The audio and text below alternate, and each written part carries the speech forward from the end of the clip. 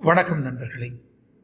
இன்று நாம் திருக்குறளை குறித்த ஒரு செய்தியைத்தான் பாவேந்தரின் வழியிலே இருந்து சிந்திப்போம். பாவேந்தர் எழுதியிருக்கிற ஆகச்சிறந்த காப்பியங்களிலே ஒன்று குடும்ப விளக்கு. தமிழ் உணர்வையும் தமிழ் நெறியையும் முன்னிலைப்படுத்துகிற காப்பியம். ஒரு நாள் நிகழ்ச்சி, விருந்தோம்பல், திருமணம், மக்கட்பேறு, முதியோர் காதல் என 5 பகுதிகளை அது உள்ளடக்கி இருக்கிறது.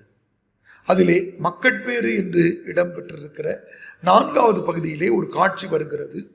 கதையின் நாயகனாக இருக்கிற வேடப்பனிடம் அவனிடத்திலே வேலை செய்கிற நாடிமுத்து என்கிற ஒரு துணை கதாபாத்திரம் 10 ரூபாய் கடன் வேண்டும், கோவிலுக்கு போக வேண்டும் என்று சொல்லி கேட்பார். அவரும் கொடுப்பதாக ஒப்புக்கொள்வார்.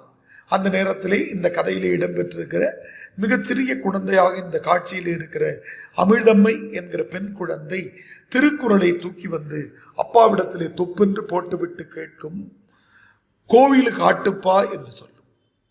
உடனே அப்பா சொல்லுவார், குறளில் கோவிலே இல்லையம்மா என்று சொல்லுவார். அதன் வழியாக பாவேந்தர் எதை சொல்ல வந்திருக்கிறார் என்றால், திருவள்ளுவர் கோவிலை முன்னிறுத்தவில்லை என்பதையும் உருவ வழிபாட்டை அவர் முன்னிறுத்தவில்லை என்ற செய்தியையும் பாவேந்தர் மிக அழகாக பாங்குற இந்த குடும்ப விளக்கிலே பதிவு செய்து தந்திருக்கிறார். அந்த காட்சி இப்படி நீளும்.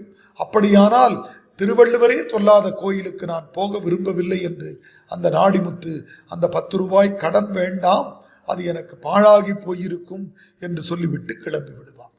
எனவே திருவள்ளுவர் பல்வேறு சொற்களை பதிவு செய்து வருகிற போது கோவில் என்கிற உருவ வழிபாட்டு முறையை சொல்லவில்லை. கடவுள் வாழ்த்தையும் அதை தொடர்ந்து வருகிற வான் சிறப்பு, நீத்தார் பெருமை, அரண் வலியுறுத்தல் என்றெல்லாம் பேசுகிற வள்ளுவ பெருந்தகை கோவில் என்பதை தனது திருக்குறளில் ஓரிடத்திலும் பதிவு செய்யவில்லை என்பதை நாம் சிந்திப்போம். அதற்கேற்ப உருவ வழிபாட்டிலிருந்து விலகி நின்று அன்பும் நன்றியுமே தமிழர் வழிபாட்டு முறை என்பதை பின்பற்றி வாழ்வோம். நன்றி, வணக்கம்.